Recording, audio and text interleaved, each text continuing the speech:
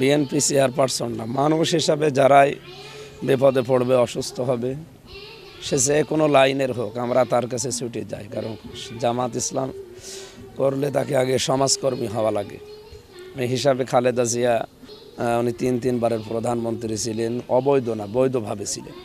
আমরা অনেককে দেখি অবৈধভাবে থেকে প্রধানমন্ত্রীর দাবি করে, তো উনি বৈধ ছিলেন। সবচাইতে বড় বিষয়, আমরা অনেক দিন তাদের সাথে ছিলাম। এই ৫৪ বছরের ভেতরে অনেক বছর তাদের সাথে একসাথে হয়ে রাজনীতি করেছি।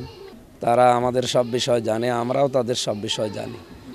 ম্যাডাম খালেদা জিয়ার জন্য দোয়া করি, এর জন্য তিনি শহীদ প্রেসিডেন্ট জিয়াউর রহমানের স্ত্রী এবং বাংলাদেশে একজন মানবিক মানুষ। এই দেশে আমার মনে হয় ভারতের আগ্রাসনের বিরুদ্ধে যারা অবস্থান নেয় তাদের ভেতরে উনি একজন। ওনার স্বামীও এরকম ছিলেন। এই জন্য বাংলাদেশ জামাত ইসলামী দেশের বিরুদ্ধে যারা তাদের অবস্থান পরিষ্কার করবে তাদের সাথে আছে, দেশ বিরোধী কিছু করলে আমরা তাদের সাথে নেই। ম্যাডাম খালেদা জিয়ার জন্য দোয়া করছি। আজকে দেখলাম ওনার ওই যে নল খুলে ফেললেই নাকি উনি মৃত ঘোষণা করা হবে। এই জন্য সুস্থতা কামনা করছে, যেহেতু হায়াত মওত আল্লাহর হাতে। আশা করছে উনি সুস্থ হবে ইনশাল্লাহ। জামাত ইসলামী বাংলাদেশ এটা মানবতার দল।